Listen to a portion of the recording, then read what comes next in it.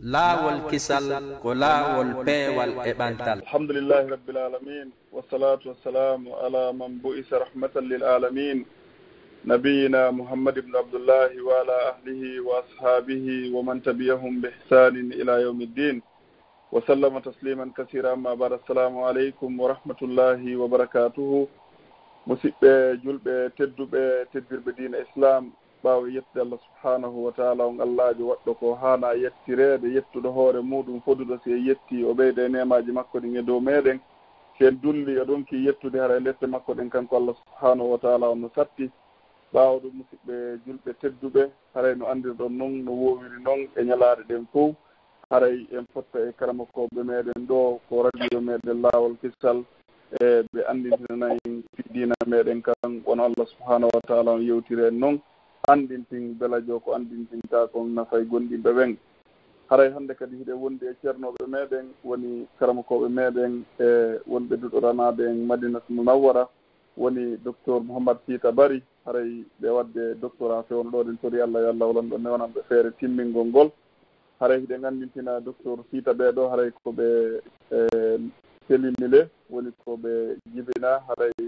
mawɓe ɓen no Konakiri ɗo e quartier wiyeteɗon Kobaya. haray kamɓe docteur Sita tigi ko ɗon ɓe woni fewndo ɗo inchallah. haray ɗen andintina docteur Sita ɓeɗo haray ko artiɓe duɗoranade e duɗal e alaji Busiriw ngal woni 36 ɓe iwri ɗon ɗen ɓe seeni Konakiri, ɓe jokkiti jandeji maɓɓe ɗin ɗon ha allahu lamɗo moƴƴi e maɓɓe ɓa ko yurmede makko nden kanko allah subahanahu wa taala e moƴƴireji makko ɗin piiji ɗi woni ko watta. haray ɓe seeni ɓe fewndo ɗo hiɓe duɗoranade en madinatu munawwara e ɓe waɗande en toon ɗen e fannu alqur'ana on hiɓe niveau doctorat fewno ɗo ɗen tori allah subahanahu wa taala yo allah wolan ɗon newnanɓe feere timmingol ɗum ɗon. haray hannde ko kamɓe wonduɗen ko radio ɗo ɗen, haray ko saɗi ko tooli wonɓe heɗitade en ɓen fof ko radio fewno ɗo. haray meɗen andintina ko woni ko technique hannde kadi ko yumma meɗen Hajja Fatoumata Yippi e Abdoullahi Diallo wonɗo wolude on ɗo e Mouhammad Ali Bari e Alpha Omar Diallo. haray ko woni ko micro ko no ma min yewtiri on noon ko ceernoɓe meɗen ɓe woni docteur Sita Bari. haray ɗe watta micro nge soke maɓɓe ɓe wiya ko saɗi ko tooli jamma on fof inchallah. meɗe wiya noon docteur ko saɗi moɗon ko tooli. assalamu aleykum wa rahmatullahi wa barakatuhu. bismillahi irrahmani irrahim. alhamdulillahi rabbil alamin wa sallallahu wa sallama wa baraka ala nabiyyihi al-amin wa ala alihi wa ashabihi wattabi'in. haray miɗo wiyana jama on fof assalamu aleykum wa rahmatullahi wa barakatuhu. e nokku kala ka wontirɗon musidɓe julɓe tedduɓe, nokku kala ka wonɗon en e heɗorde e o saayi ɗo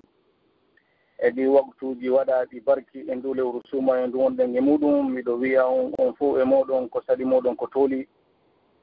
hara en ɗo toro allah subhanahu wa taala yo waɗu jonde meɗen nden jonde waɗande barki, o newinana en heɓen ko faandorɗen e muɗum kon, hara ko wela e makko on e yarli e makko on, o waɗa ko wonɗen e heɗade kon e ko wonɗen e wowlude kon fi makko kanko tun allah, hara o waɗa naali toon hay goto geɓal.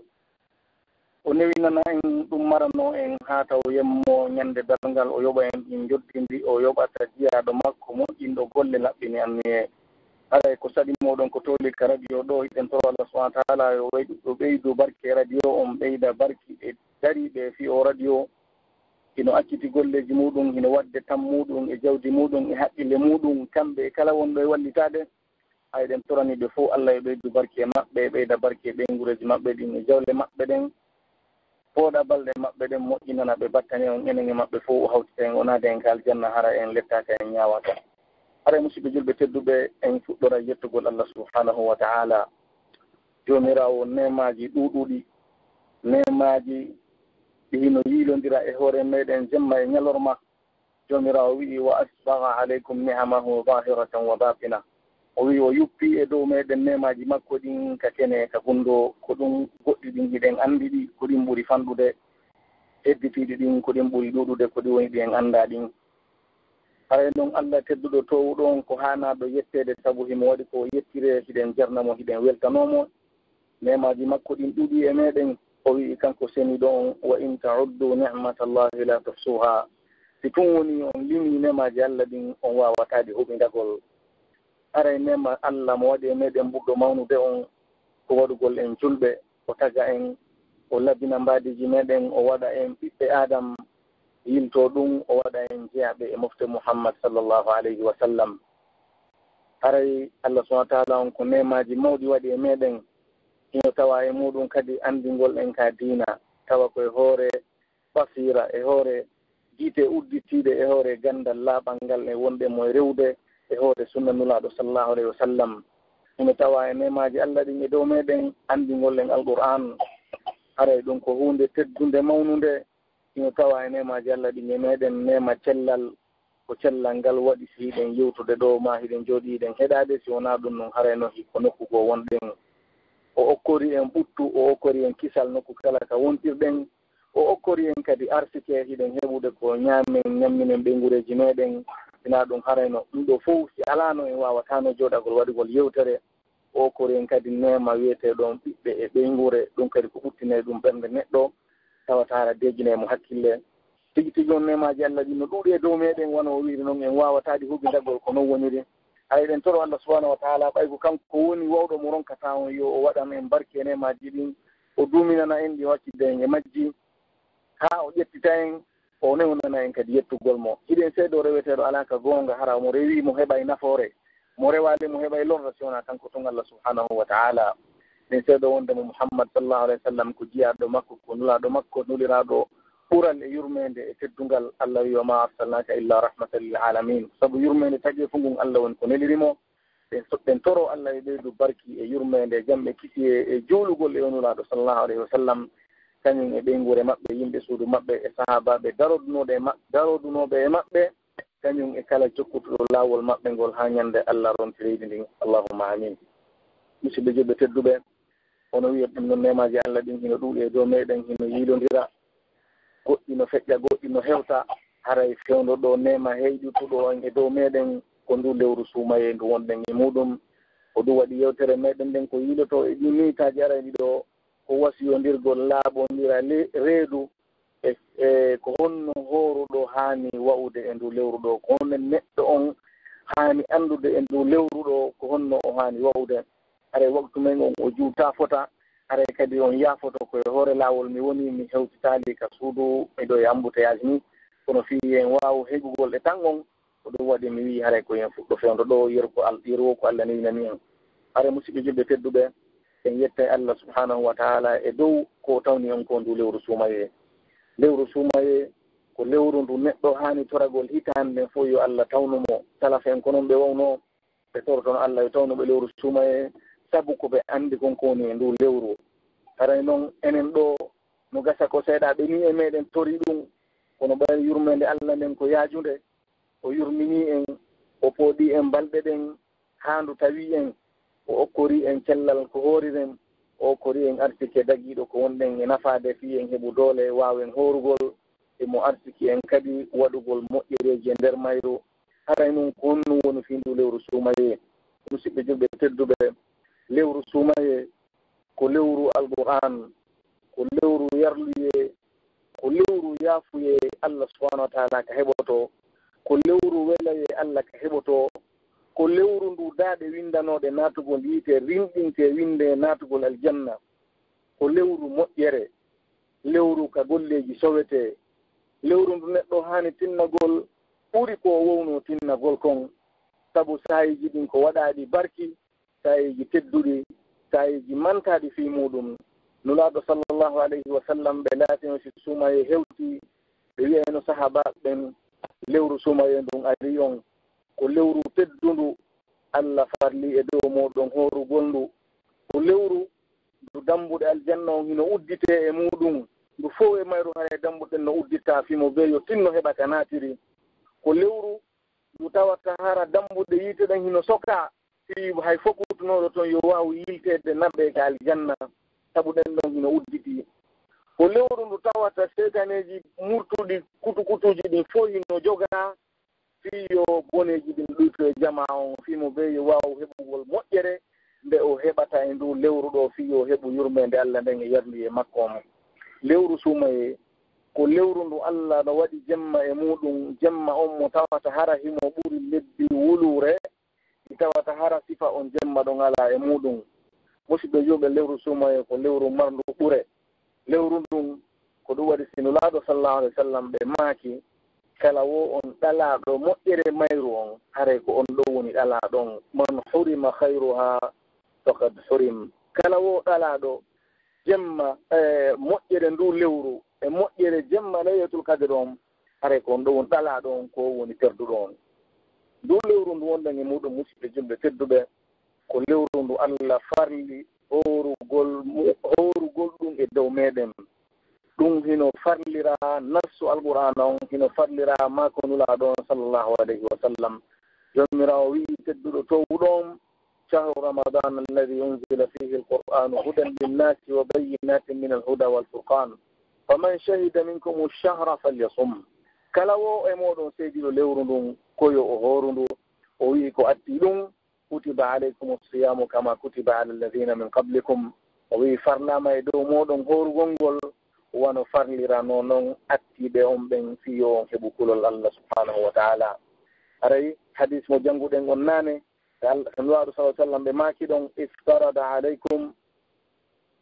nulaaɗo sallallahu alayhi wa sallam ɓe maaki ɗon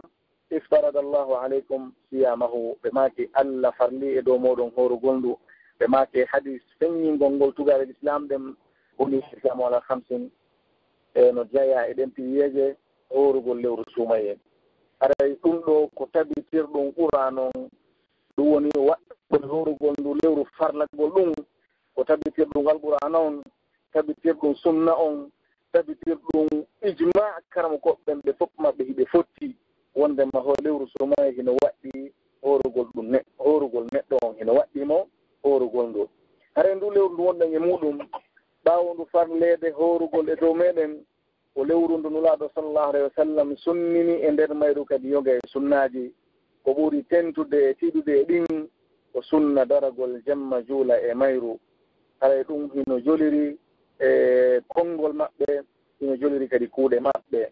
haray ɓe daroyno ɓe julni sahabaɓe jemmaji ɗiɗi ma jemmaji tati on sahi ɓe acciti julnugol ɓe fii kulol wota farle ɓayri ɓe landama heeti dindi ñande nayyi on ɓe yaaka ɓe immanoki jemma nulaaɗo maaki mi annduno argol molngol fiyen juulu ɓe maaki kono mi hulu wota farle e dow moɗon juulugol jemmal suumaye on daragol nafama juulata hajjude on sabu yurmede maɓɓe moftoɗen ɓe eti fiwota ɗum ɗo woni farilla haramo ɓe koye waɗu embere no heɓiri feere wo haray ka maaku maɓɓe ɓe maaki kala wo on dariɗo juuli ramadan e nder jemmaji ɗin hara koye hoore gomɗinal ɓe hasbitagol tanƴinagol habbito joddinin ka Allah ɓe maaki gufira lahu ma taqaddama min dambihi ɓe maaki wondema bakkatuji makko ɗi adintini ɗum fof Allah subahana wa taala yafantomo musidɓe julɓe tedduɓe lewru sumaye ko lewru ɓure ko lewru teddungal ko lewru moƴƴere e dokkal immorde ka Allah subahanahu wa taala lewru ndu neɗɗanke o ino faggito ko wiyete kon kulol Allah himo heɓa ɗum himo ɓeydo e muɗum ko ɗum waɗi si jomirawo tedduɗo towɗon o wi'i la'allakum tattakun o wi kutiba alaykum siyamu kama kutiba ala alladina min qablikum la'allakum tattakun fiyo on heɓu kulol Allah hare musidɓe julɓe tedduɓe ko lewru ndu bakkatoji hino yaafe e muɗum hadis mo jannguɗen on joni sanulaɗo sallah sallam ɓe maaki ɗon on qama ramadana imanan wa ihtisaba gufira lahu ma taqaddama min dambihi ɓe maaki kadi hadis goo man sama ramadana imanan wa ihtisaba gufira lahu ma taqaddama min dambihi mo hoori lewru ndun bakkatuji makko ɗin ɗi montete mo darike e mayru juuli bakkatuji makko ɗin ɗi montete joli e maɓɓe e makko kadi kaɓe maaki wondema waɓutuji ɗin jowi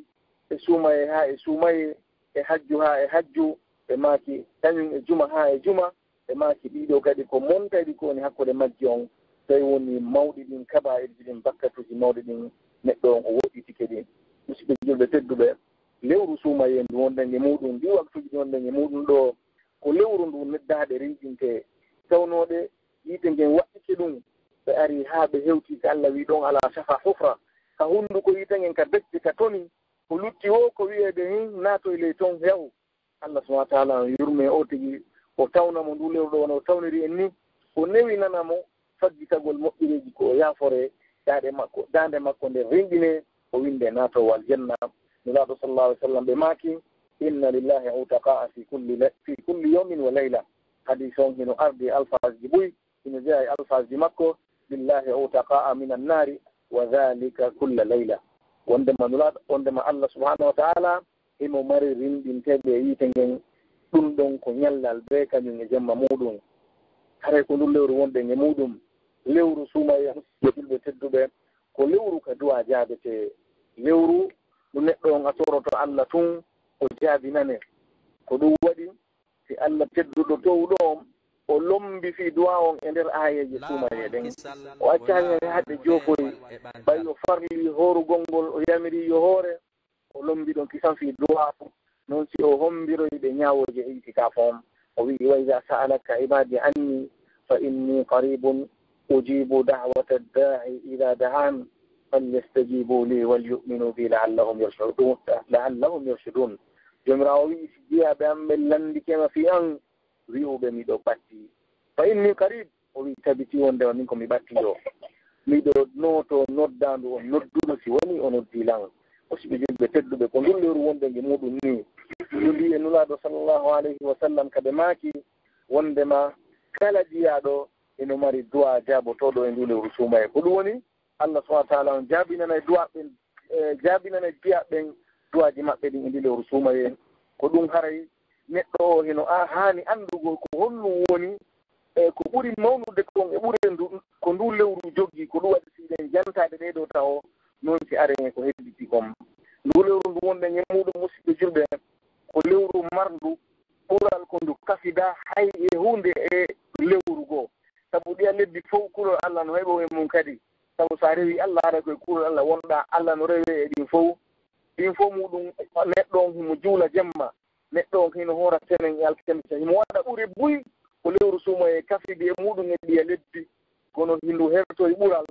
ngal lewru hay e woturu marangal ɓural ɗum ko honnum ko o jemma wiyete o laylatul qadre jemma ɓantal jemma teddungal e firo goo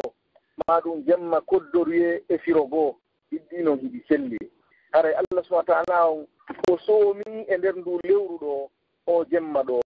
o jonnimo ɓural mawngal ngal tawata hara sina wahyu ari yettima a wawata hoolagol ɗum ko honnum o waɗi ɗum on jemma ɗon dewal e makko hino teddi ka Allah hino mawni hino mari baraji ɓuri lebbi wulure waɗaɗi dewaldi ɗion jemma ɗon ala e muɗum na hino fota e majji dey ko hino ɓuri Allah tedduɗo towɗon o wi'i laylatul qadri hayrum min alfi shahr o wiyaali mislu alfi shahr o wii hayrum min alfi shahr ko ɗum woni baraji heɓugol dewal e on jemma ɗum hay goto anda si wona Allah sabu jolaali e nuraɗo sallallahu alayhi wa sallam fodde komi yurniti kon e raɓuɗude muɗum mi hawraali wondema nuraɗo hino feññini ko noni joddi muɗum sinaɓe maaki tun honnum wondema on jemma ɗon mo darike e makko juuli rewi Allah e makko wondema bakkatuji makko ɗi yaafote nuraɗo ɓe maaki man qama laylatal qadri imanan wa ihtisaban ghufira lahu ma taqaddama min dambihi mo darike e jemma laylatul qadri darori e gomɗinal hara ko gomɗingol wondema ɗum ɗo hino farlimo hino waɗɗimo waɗugol ɓe golle ɗo e nder ndu lewru ɗo mo gomɗini ɗum ko gonga baraji ko foda e muɗum kom hara kadi himo habbiti yoɓede immorde ko Allah tedduɗo towɗo hara o darorali ɗum naamu o darorali fi o mandike mawɓe makko no darode ɗum o darori gomɗinal e hasbitagol tañinagol jeddiɗin ko Allah ɗum aɗa maaki yaafete bakkatoji makko ɗi o adintiniɗino haray noon lebbi wulure ko duuɓi 60 ɓeyditi ɗum duuɓi 3 fawti ɗum hoore ɗon lebbi 4 duuɓi 60 faw ɗum lebbi 3 e yowi hoore ɗon afwan faw ɗum duuɓi 3 wona 63 ɓeydito hoore ɗon lebbi 4 haray noon hiɗen anndi wonamo ɓe wurata ɗan gurnal ɗo fof hay noon ɗum ɗo fof ko ɓuri e moƴƴere heɓotonde e nder ɗum ɗo moƴƴere weeso gadi nden hino ɓuri ɗum ɗo wono alqouran on tabintinde gon musidɓe julɓe tedduɓe o jemma ɗo ko jemma mo ɗe mofte ɗo tun hertinana o alano e ɓiya moftaji feƴƴinoɗi jammanuji feƴƴinoɗi ko Allah tun moƴƴi e meɗen ɓayri yurmede makko nden e dow ɗe moftenulaɗo sallallah alih w sallam e teddungal makko ngal hino ɗuuɗi o waɗani en ɗe ɓure ɗo ɗe heɓirte moƴƴireji ɗuuɗuɗi hara koye hoore gonna ko famdi ni woni ko wuruɗen haɗay o jemma ono wirɗen noon ko jemma ɓantal ko jemma teddungal ko jemma koddoriye ko jemma jemma ka malaika ɓe tippoto wondude jibril ko jemma ka koddori e hitande fof tippinte ɗon haray jomirawo on wii fiha yufraku kullu amrin hakim ko e on jemma ɗon woni ko taƴete ñaawe hoddire kala fiyake ñeññaɗo immorte ka Allah subhanahu wa ta'ala o wii kadi nokku kanko seniɗo towɗon tanazzalu lmalaikatu warruhu fiha bi idni rabbihim min kulli amr o wi malaika ɓen wondude ruhu on ɗum ko jibril hiɓe tippo e on jemma ɗon ɓe tippode e kala yamirore immorde ka Allah haɗa wona wiye ɓennden o jemma ɗo ko jemma tawata hara mo dara nikemo e hewre gomɗinal e hasbitagol bakkatuji makko ɗin ko yaafeteɗi o jemma ɗo ko wonulaɗo sallah sallam ɓe maaki kadi wondema mo ɗalama o ko ɗum woni mo faɗi moƴƴere makko nden haray ko woni ɗalaɗo on ko woni faɗuɗo on ko woni perduɗo on musidɓe julɓe tedduɓe no jeeya e ɓurede suuma e hertori e ko wiyete kon e itikaf ko sunna mo nulaaɗo sallallahu alayhi wa sallam sunnini ɓe laatino hiɓe ufino e balɗe sappo sakkitiiɓe ɗen ɓe weddoda e Allah subhanahu wa taala ɓe ɗurno ko wiyete aduna kon ɓe perto affaire ko wiyete fiyakuuji aduna e mbeleɗe mum e sohlaaji muɗum ɓe fewtita e Allah ɗaɓɓugol wela e makko on ɗum woni sunna ka sonnaaɓe maɓɓe e ka sahabaɓe maɓɓe e ka moƴƴuɗo ɗen gila on say haa hewti hannde ɗo sabu ɗaɓɓugol wela e Allah on e ɓural makko ngal musidɓe julɓe tedduɓe ndu lewru ɗo ino mari ɓuri heewde wonde tawno sahe meɗen on yaaja fota haray e raɓɓiɗinoto haray ɗum ɗon no jeeya e ɓure ɓurɓe mawnude e ɓure ndu lewru ɗo haray noon neɗɗo si woni Allah tawnimo ndu lewru ɗo musidɓe julɓe hay so tawno ko ndu ñallal gootal hara wona lewru ndu hara ko ñallal gootal on hino haani ƴettugol gurdam makko ɗam o waɗa position ngoo o daro darnde goo o waylo o waawa sida kanko wonno hanki naafere noon ko ndu lewru timmundu so woni a heɓaano hanki ɗawawi etagol heɓa hannde annditen hannde woni 17 wonande tawɓe humudunoɓe e Arabie Saoudite woni hannde 17 ko ɗum woni ɓuri feccere nde yahi ko lutti hannde kadi fayda ko tataɓal fayda tataɓe ɗiɗi ɗe yahi haray noon boyi yahi kono ko heddi kon kadi fanɗa wonande tawɗo ɗo hino weltindi o wakkilaki ko feƴƴi kon boyi yahi kono ko heddi kon fanɗa wonande tawɗo wakkilike heeɓi buy haray no wawi kadi o saaha hedditiɗo ɗo kadi kaw wakkilo o heɓa kadi buy fahin kadi ko ɗum waɗi neɗɗo on so woni ndu lewru sifito ndu ɗi sifaji ɗi sifiren ɗo tawimo haray emo haani immagol o daro o datto o wakkilo o haɓɓito o gonga ka wonki makko o fiɓa annuye on o darano Allah o gongana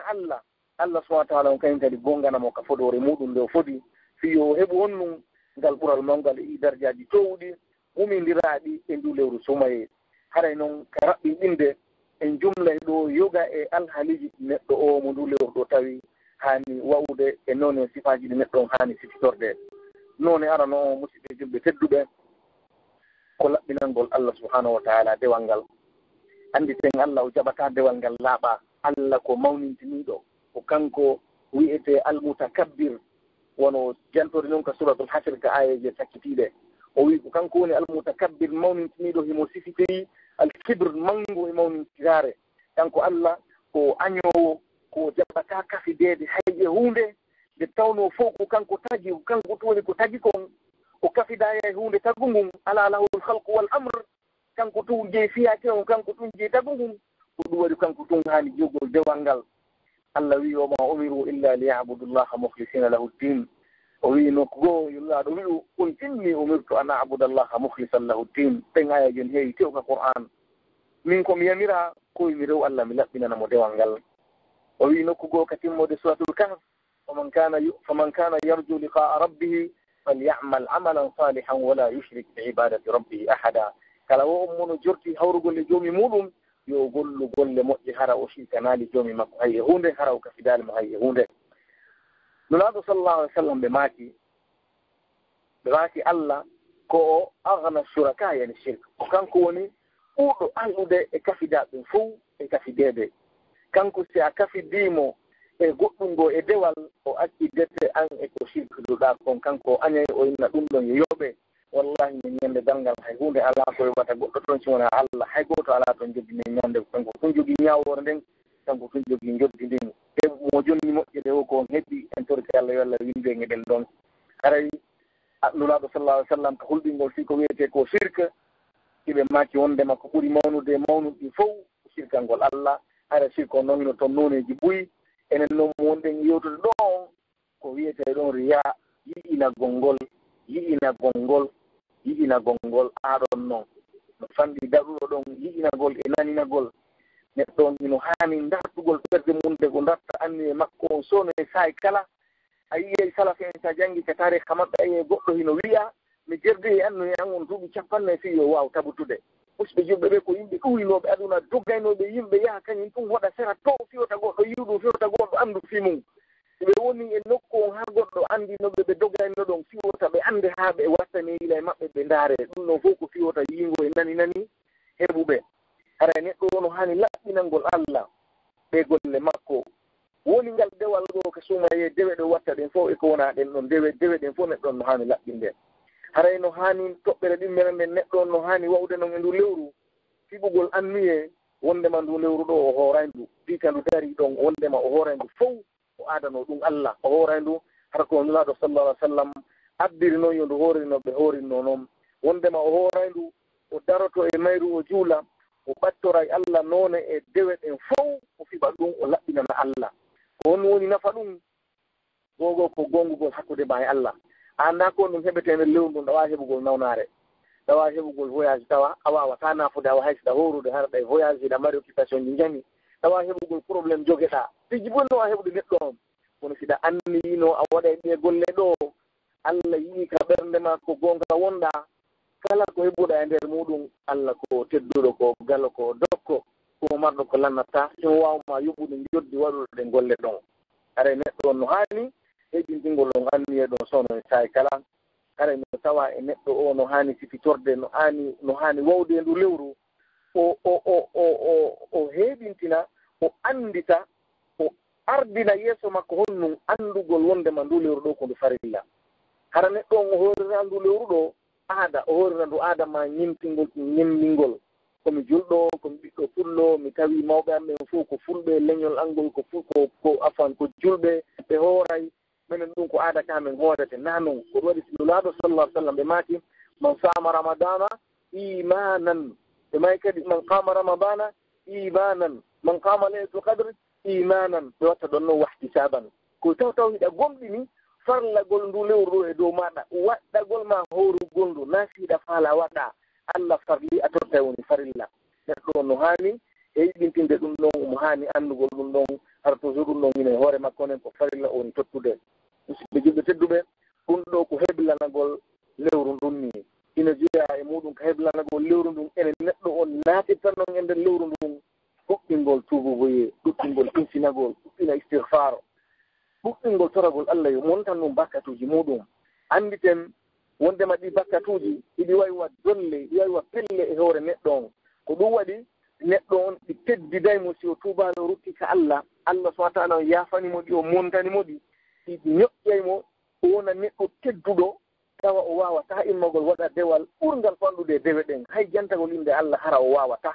tawa ko woni ono teddi e makko ko woni yo ko wowtoɗo wa dasotoɗo ko ɗum waɗi si Allah sifi nafa ƴiɓen o wi ɓe arataka julde si wona ko ɓe amuɓe wala yatuna salata illa wom kusala ɗum ko sabu bakkatuji ɗiɗi faggiti ɗin boneji ɗiɗi rondi ɗin ko ɗum Allah teddini ɓe ñoƴƴi e hoore maɓɓe tawatara ko ɓe dasotoɓe si hewtugo ka julde hara neɗɗo no hani tuubude o insino e Allah o toro Allah yo yaafamo bakkatuji makko ɗin fi yo alhaaliji newanomo ko ɗum salafa en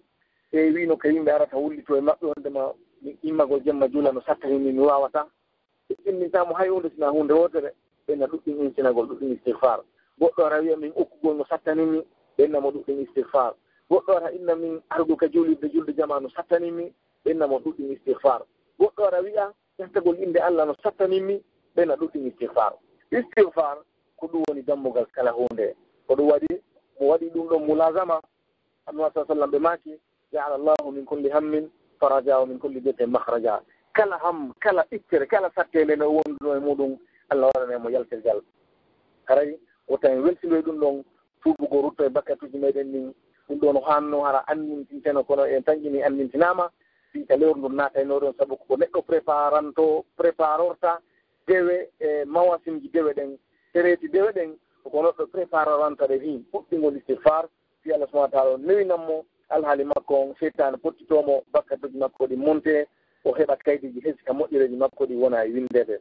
musidɓe juɓɓe tedduɓe ndu lewru sumaye en sifikinanodema ko lewru alqur'ana ko lewru ɗo qur'ana tippina e muɗum. Allah wi shahru ramadan alladi unzila fihi alqur'an, ko lewru ndu alqur'an tippina e muɗum. ko ɗum woni hindu wi'e shahrul qur'an. haray ɗum noon ko ɗum hollata en ko neɗɗo on yo tinno o ɗuɓɓiɗa janngugol alqur'an, o janngande bindi, o janngande ñalawma, o janngande kikiiɗe. siko hunjiɗo yo fontu o jannga, si tawi wona hunjiɗo, siko hunjiɗo yo janngu ka o hunjiɗon wona ella. tawi ko hunjiɗo, si tawi wona hunjiɗo yo fontu o jannga alqur'ana on fontuɗawo on mbuɗawo. Nulaɗo maki mo janngi alqur'ana on harfu goto ko baraji 10. ɓe maki alif lam mim noon wona harf. alif ko harf, lam ko harf, mim ko harf. ɗon tun ko baraji 50. compteur on ko ɗon udditete, ko ɗo woni 0 on ka 50. ko ɗon aɗa udditanede. Allah noon sowane toon, sowindirane toon haa ka o yiɗi o, haa emberno golle maɗe no laaɓiri o, haa e ko wonɗa janngude kon no selliri noon. hara ndu lewru ɗo hakke o kayru woni shahrul qur'an, ko e ndu alqur'an on tippina. Jibril alayhissalam o arayno kanulaɗo sallallahu alayhi wa sallam e nder lewru sumaye, o dartinaɓe alqur'ana on, o rewtinaɓe hitande be nde laawol. ɓayde woni hitande ka kamɓe nulaɗo sallallahu alayhi wa sallam ɓe feƴƴinta ɗon o arno o dartiniɓe, o rewtiniɓe alqur'ana on nde laabi 2. ɗum ɗon hino tabiti ka riwayaji selluɗi. are ko ɗum waɗi salaf en karamkoɓe moƴƴuɓe feƴƴinoɓe ɓe naatino lewru suma en, num si naati ɓe nayawa lewru alqur'ana on ari, piiji ɗin fof ɓe ñobbe ɓe wallina to. wona sego, wona hadis, wona hayƴe hunde, si wona o tawata kon hino hato jinna fota e muɗum ka sumaye, wono yotugol fiñawoji sumaye ɗen findina jama on e fi muɗum. tawina ɗum are ko alqur'ana on ɓe uggini e muɗum ha lewru sumaye ndu nde lanni wo. ɗum si ɓe ƴettita goɗɗum ngo ɓe wattede ɗum ɗon no jeeya e ɗen. Imam Malik rahimahullah lewru sumaye ndu naatino, o darnayno hadis on, o fewtita e alqur'ana o uggino e mayre. hande kadi ko ɗon tun ko janngugol kañumma e jannugol. hayno tawa e neɗɗo o no hani sikitorde e nden ndu lewru. musidɓe juɓɓe tedduɓe, ɗuɓɓingol du'a e yewtinane wondema lewru sumaye ndum ko lewru ka Allah foti wondema o jabine du'a. musidɓe juɓɓe tedduɓe, neɗɗo o hino hani wakkilagol ko wiyete ko du'a. andi ti bakkatuji ɗi kadi totoɗa ɗi an tun taw ɗi annduɗa ɗin miijiti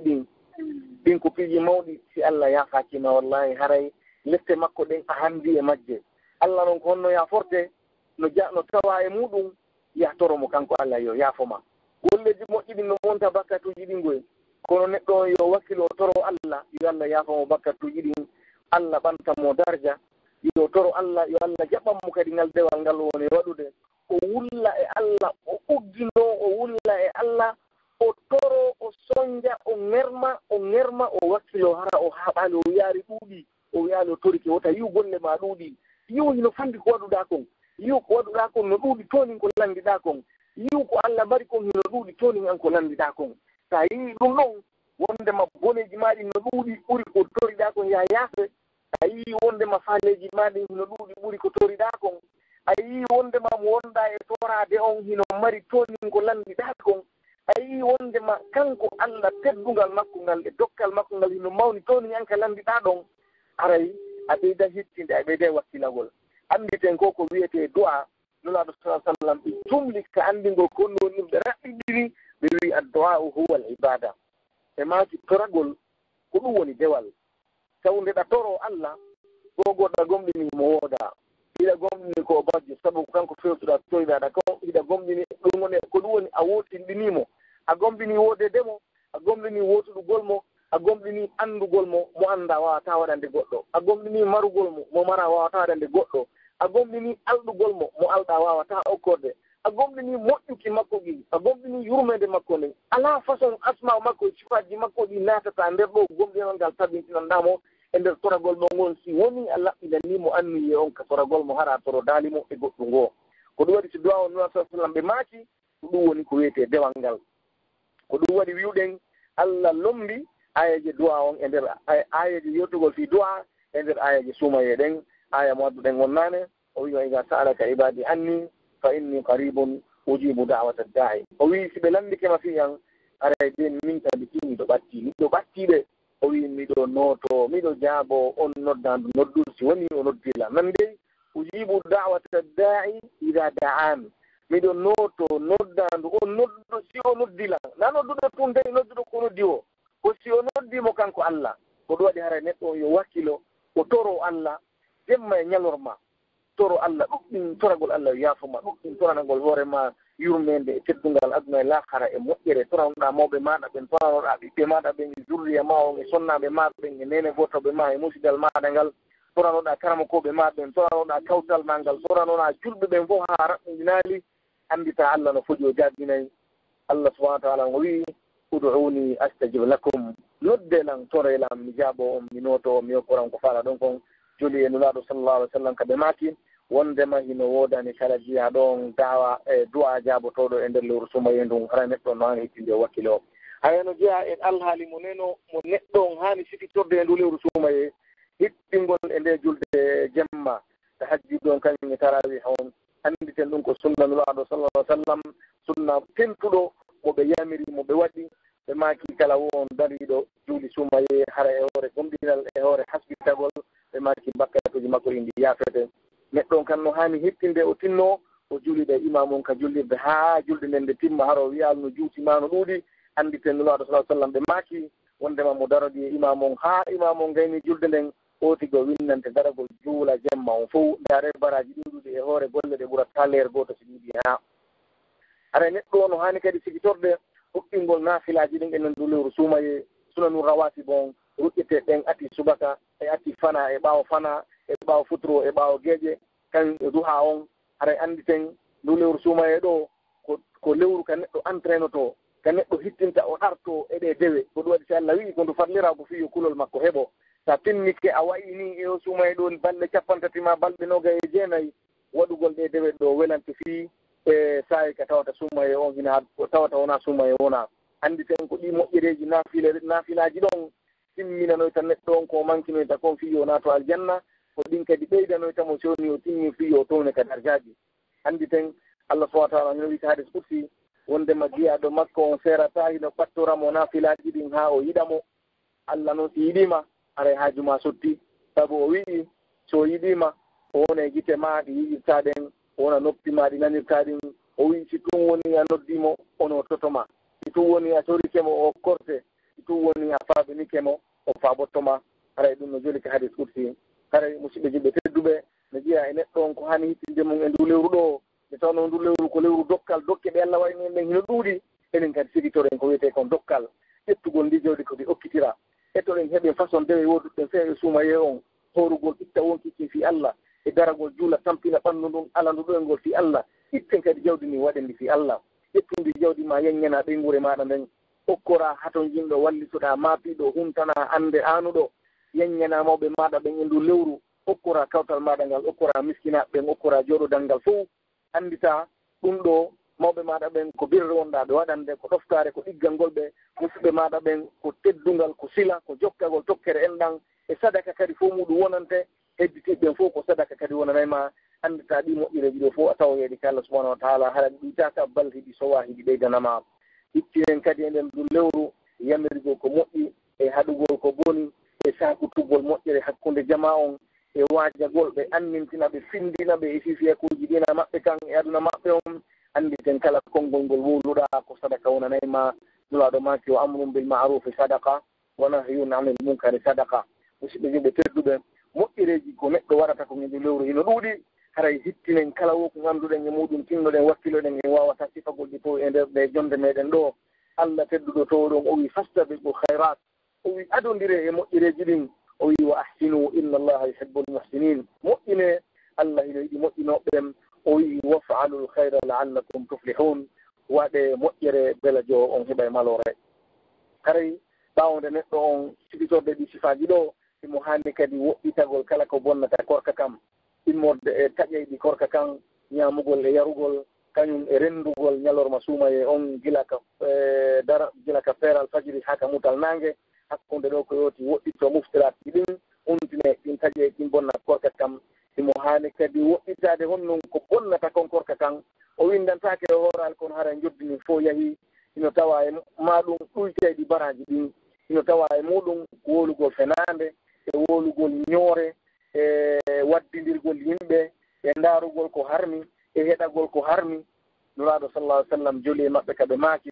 wondema mo wallinali fenande e gollitirgol seeɗagol fenande yo anndu Allah haajaka e ko wallinta ñanndu makko ndun e njaram makko ñalorma suuma e ko ɗum woni sa golliri fenande e seedagol fenande haaju Allah ala e Allah haaju mum ala e ko wonda e horude ara ɗum waɗi ɗin ɗon ko bonnaɗi korka kan itta joddini few hay si woni neɗɗo o windantake mo hoorali kono o windantake baraji horugol ngol kadi goɗɗi ɗiɗɗo toon ɗi ɗiwta e baraji ɗin haray fof munon neɗɗo on koyo hippin o heɓa ko towi kon o pottito ko joli kon no tawa kare ko neɗɗo on hani wattandele muɗum ñanndu makko ɗum faggitagol makko ngol artike mo ɗaɓɓude on mo hani etagol hara ko artike laaɓuɗo dagiɗo o woɗɗito ko harmi kon o woɗɗito riba o woɗɗito janfa o woɗɗito ngenade riswa o andita Allah no noon sallam makiri noon Allah ko laaɓuɗo o jaɓata siwona ko laaɓi sabi kifere kañumlaɗo sallallahu alih w sallam ɓe maaki wondema kala kon ko mawniri hunde soɓude hunde harmude haray ko yitengen woni ko hanndi e muɗum musidɓe juɓɓe tedduɓe jonde men nde juuti seeɗa waktu meɗen on o raɓɓiɗi kono en hombiray honnu wondema dow lewru sumaye ko lewru ko wiyete kon tereti ko lewru mawsin mawɗo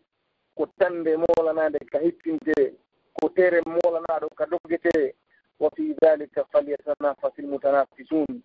ko sayiji ɗi tawata hara noneji dewe ɗen fof hino fewnditi e hino julde e hino korka e hino ittugol zakka wonande on marɗo e hino ittugol sadaka wonande tawɗo ala ko itta zakka alamo wata ittude sadaka sabu na ko ɗuuɗi tun landaɗa ko ya waɗu ko laaɓi wajirano laaɓiri hara ko Allah toni ko waɗanɗa e hino yahugol waɗoya umra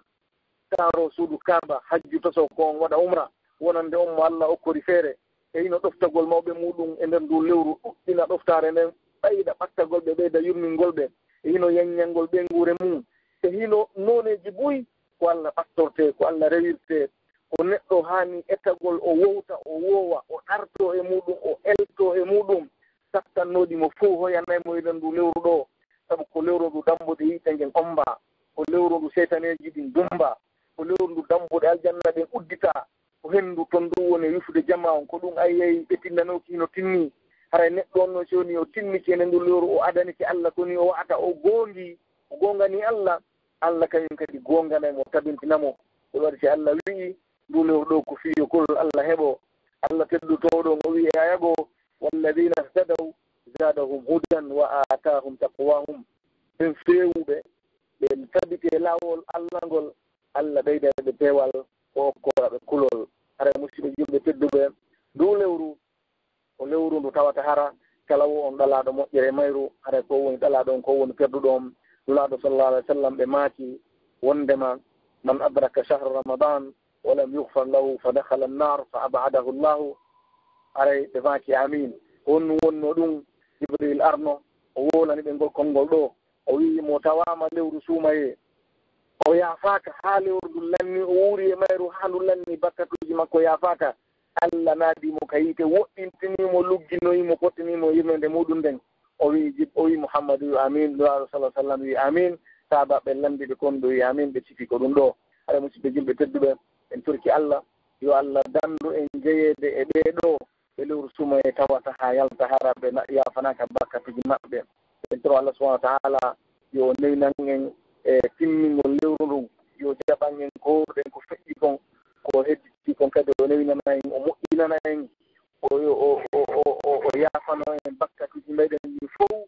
o elta en e ɓure ɗe o yiɗi ɗen e moƴƴireji ɓurɗi mawnude ɗin en toromo kanko Allah yo yaafomoɓe meɗen feƴƴinde o yaafomoɓe muɗum en torimo yo pooɗu balɗe hedditiɗen e maɓɓe tawɓen hino nawni yo Allah dikkinɓe yo Allah ittan kala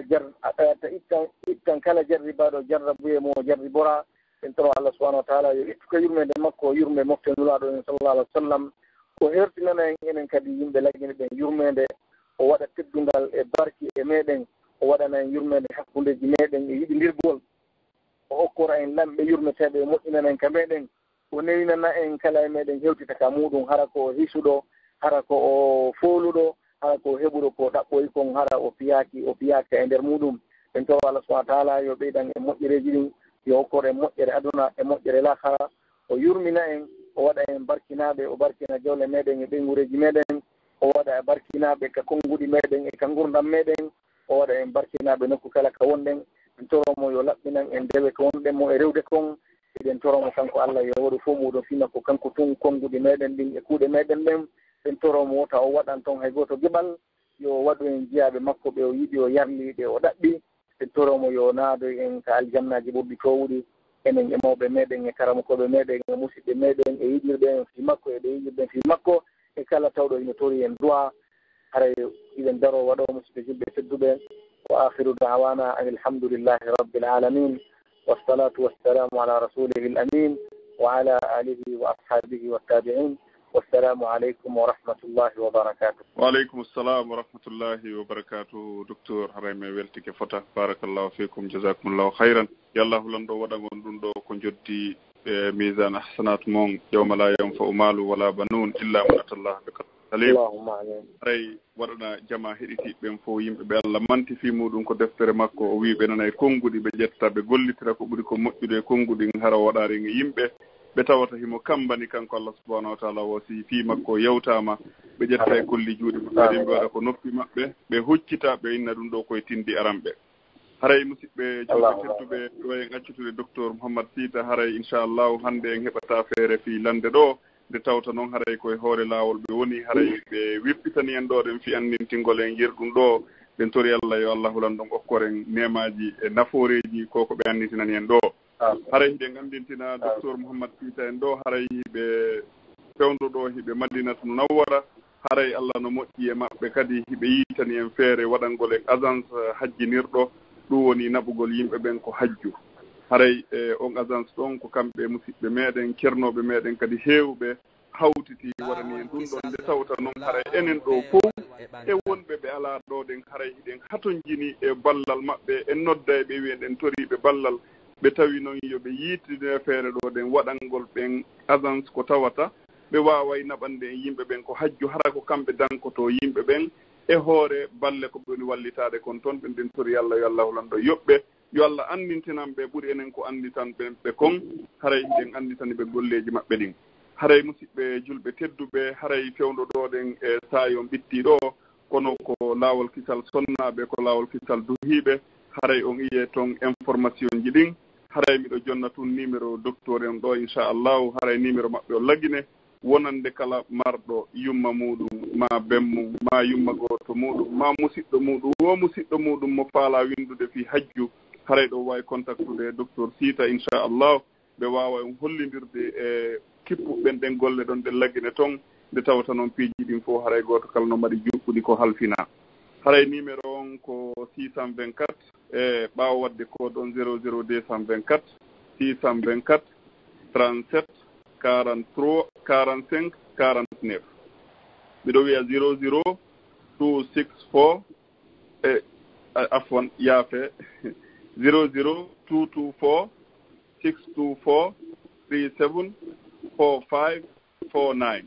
haray kala nodduɗo o numéro ɗo inchallah o wawa humpodirde e docteur Sita si tawi noon kadi on tigi no faala heɓude information ji hara o wawari humpodirde e docteur Mouhammad Sita haray mo wawilan noddude min Abdallahi Ɓuriya